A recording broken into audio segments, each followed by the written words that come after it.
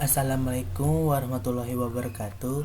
Perkenalkan, nama saya Hafiz Ali Fernando dari kelas 11 PPLG 2. Di sini saya menjadi perwakilan kelompok 1 untuk menjelaskan tentang API CRUD user. Sebelum itu kita nyalakan SMPP-nya dulu ya. Di sini saya menjalankan administrator. Kita nyalakan Apache dan MySQL-nya. Nah, kalau sudah, kita buka file project yang kita akan bahas. Nah, di sini saya menyimpan di disk lokasi, SMPP, htdocs. Nah, di sini kan banyak ya. Di sini saya menggunakan news app. Klik kiri, habis itu klik kanan, tampilkan opsi lainnya, open git base here. Di sini saya menggunakan git base kalau untuk filenya. Jadi buka kode, jadi sudah auto masuk ke dalam codingannya tersebut. Nah, jangan lupa kita jalankan PHP artisan server. Nah, kalau sudah, di sini codingannya tuh ada 3 ya untuk user. Yang pertama di dalam user resource PHP, yang kedua ada di sini user controller, yang ketiga di dalam root API. Nah, yang pertama itu yang kita bahas itu user resource-nya. Nah, di sini file ini adalah file PHP yang berisi class user resource-nya yang berada di namespace app/http/resources. Nah, di sini ada 2 properti. Yang pertama status, yang kedua message. Nah, yang digunakan untuk menyimpan status dan pesan yang akan dikirim sebagai bagian dari respon API. Nah, status ini menunjukkan apakah operasi ini berhasil atau gagal. Dan pesan ini menunjukkan informasi tambahan atau kesalahan. Nah, yang kedua di sini ada metode construct. Nah, metode strip bawah construct ini adalah konstruktor yang dipanggil ketika objek user resource-nya itu konstruktor yang dipanggil ketika objek user resource-nya yang dibuat. Nah, di sini ada parameternya, yaitu ada status, message, dan resource-nya. Nah, fungsinya adalah untuk mengatur properti status dan message dengan parameter yang diberikan, dan memanggil konstruk parent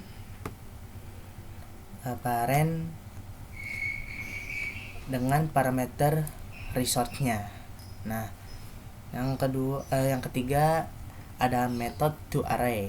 Nah, ini tuh untuk mengubah objek user resource-nya menjadi array asosiatif. Array ini memiliki kunci seperti sukses nih, kayak gini ya, sukses. Terus ada message dan data yang berisi resource-nya. Metode ini akan dipanggil ketika respon API dikirim, dan array ini akan dikonversi menjadi format JSON. Lanjut, yang kedua itu ada user controller. Nah, di sini agak banyak sih ngejelasinnya. Saya akan satu persatu ngejelasinnya. Nah, di file ini adalah file PHP yang berisi class user controller yang berada di namespace app/http/controllers/API/admin. Ini ya namespace-nya. Nah, kelas ini bertanggung jawab untuk mengelola operasi CRUD, yaitu yang pertama ada create, yang kedua read, yang ketiga update, yang keempat delete pada data pengguna melalui API. Tapi di sini saya menambahkan user app /model /user karena di sini saya ada ini user, jadi kita harus masukin app model user. Nah habis itu kita ketik lagi user app backslash http backslash controller. Nah lalu ini juga user app backslash http backslash resources user resource, habis itu backslash user resourcesnya user resource-nya. Nah yang di sini kita menambahkan support pakades dan backslash validator. Nah di sini kita akan jelaskan bagian ini ya. Yang pertama di sini ada public function index. Nah metode index ini digunakan untuk menampilkan daftar pengguna dengan pagination atau dan pencariannya. Jadi menggunakan metode when untuk menangani pencarian berdasarkan nama dan email pengguna. Nah di sini jadi di sini tuh kembalikan hasil dengan objek user resource-nya yang menyertakan status, pesan, dan resource-nya dan data penggunanya.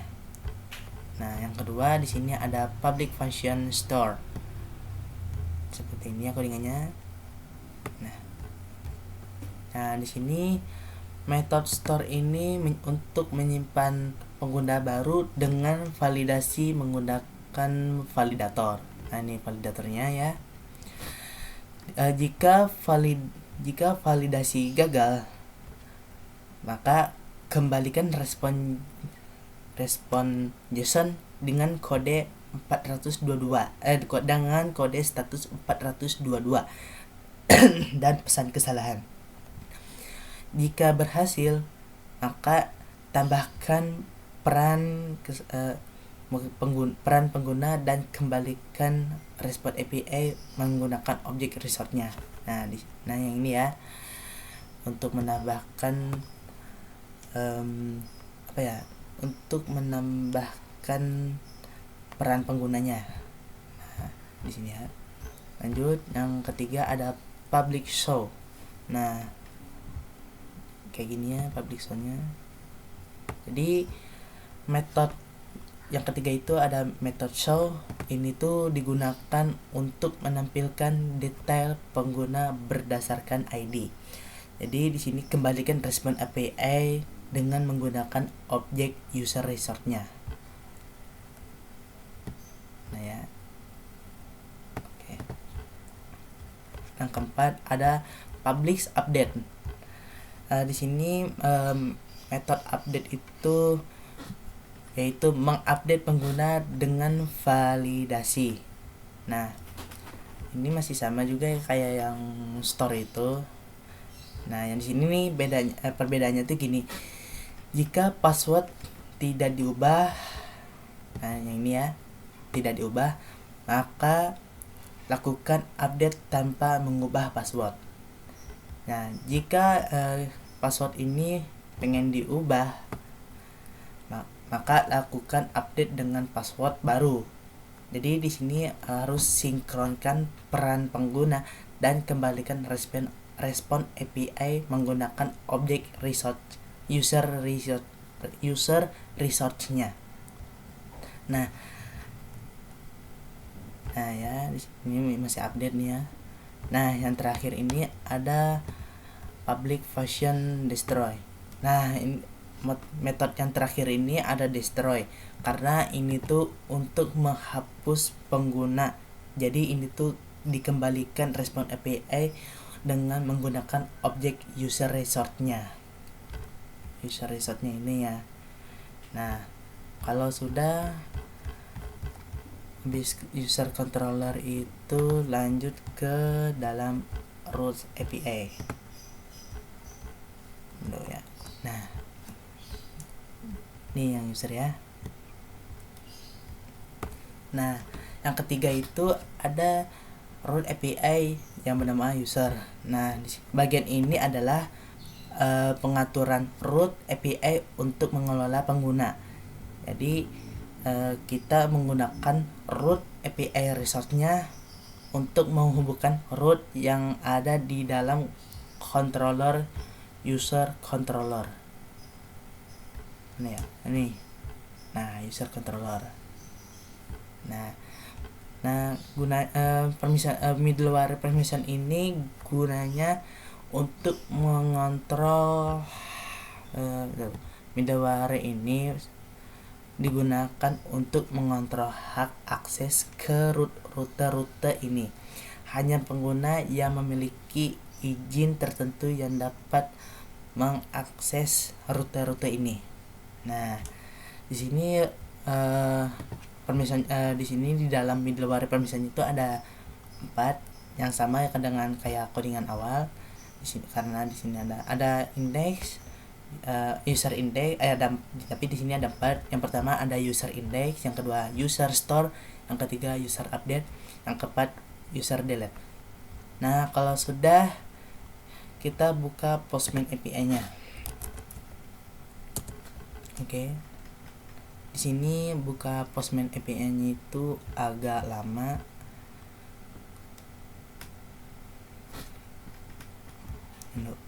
Bentar ya.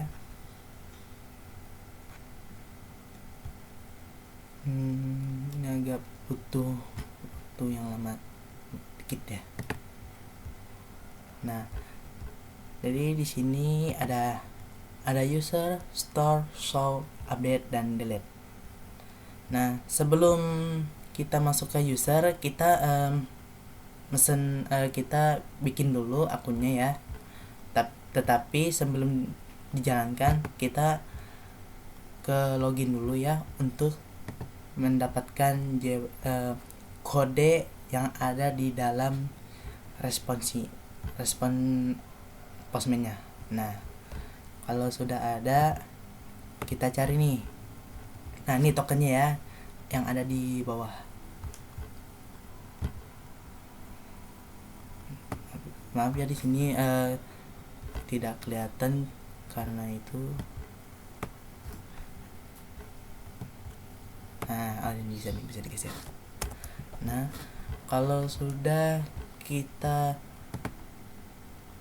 masuk ke user store. Nah, di sini ada 3 type, ada 3 key. Yang pertama accept, yang kedua content type, yang ketiga authorizer. Nah, di sini key offset ini value-nya itu application JSON, yang kedua content type, value-nya application JSON, yang ketiga authorization. Nah, itu tuh dia menggunakan value bearer. Nah, di sini kan ada bearer. Nah, ini kodenya ini dari yang login tadi, di dalam login. Jadi kita tempel aja. Oh ya, kita belum oke. Nah,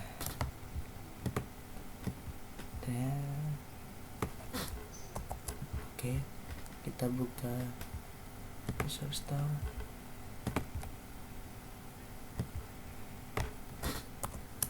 Oke, kita send ya.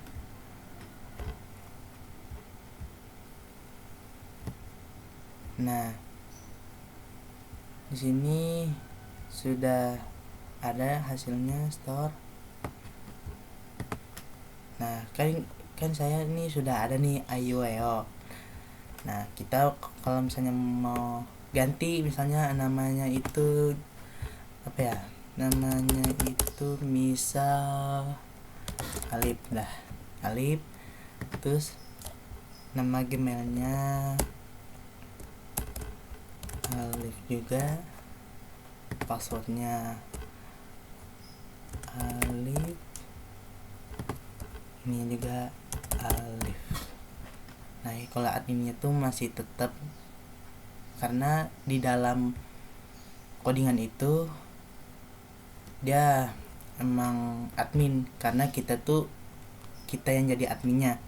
Karena karena di bagian API ini untuk hanya pengguna yang memiliki izin tertentu yang dapat mengakses rute-rute ini.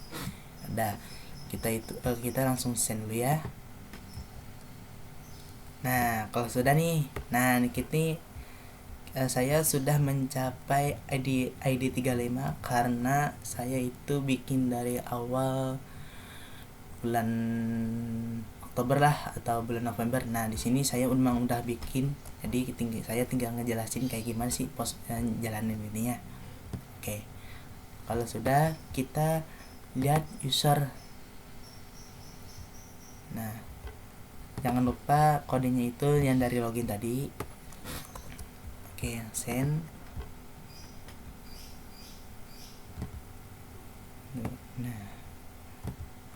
Nah ini yang tadi punya saya nih, Alif ID-nya udah 35, namanya Alif, ML Alif.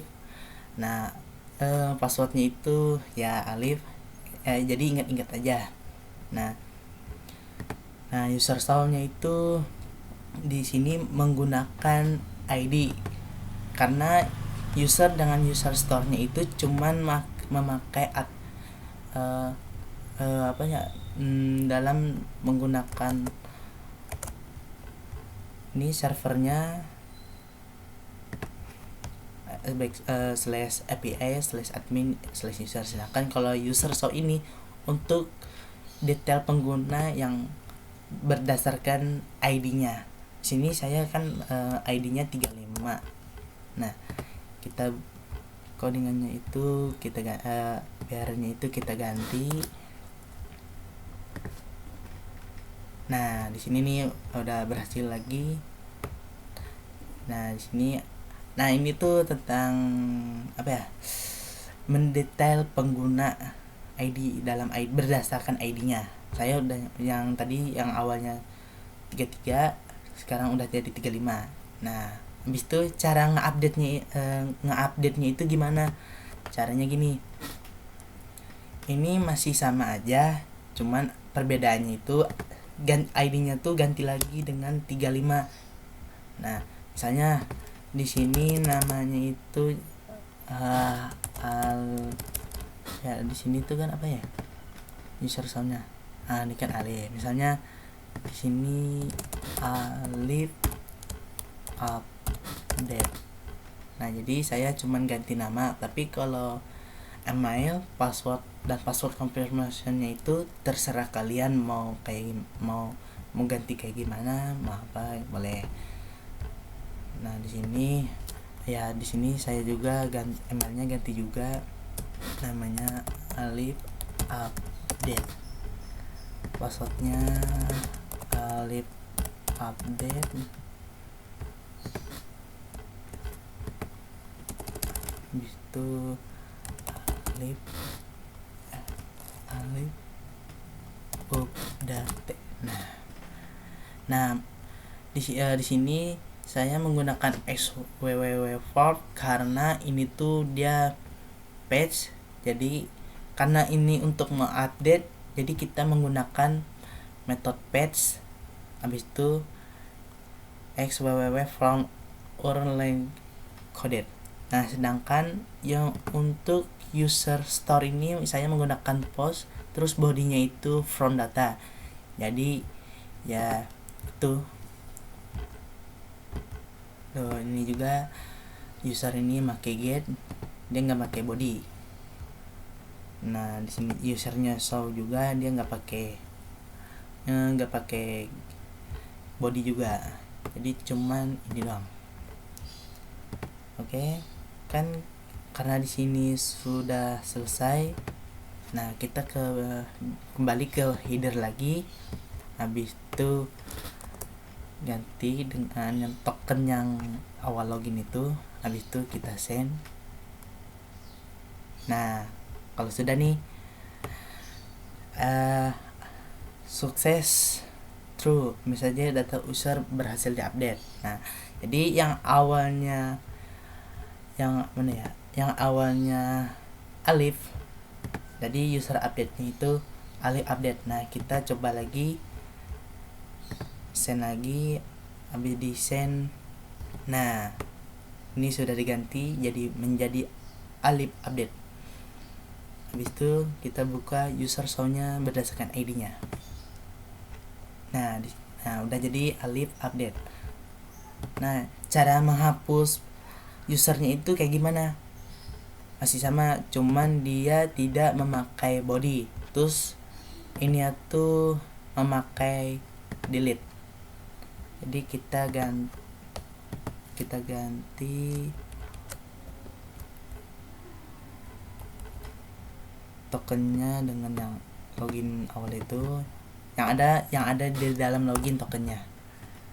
Nah, ID-nya itu kita menghapus ID 35 ya. Karena di sini saya sudah mencapai ID 35, kita akan menghapus.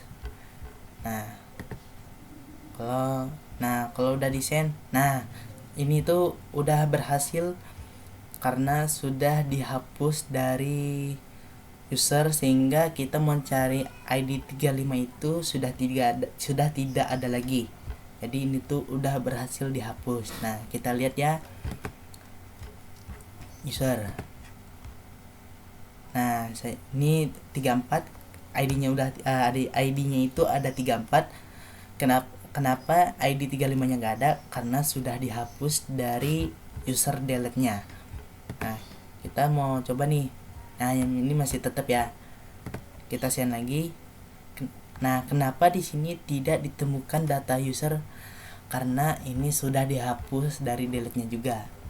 Jadi cuman segini aja caranya. Nah, kita kembali lagi. Nah, sini saya udah selesai. Jadi mohon maaf apabila ada kata-kata yang kurang atau kesalahan, dan saya ngomongnya agak terbelit-belit atau ragu-ragu karena saya ini baru pertama kali bikin presentasi. Mohon dimaafkan ya. Sekian dari saya. Wassalamualaikum warahmatullahi wabarakatuh.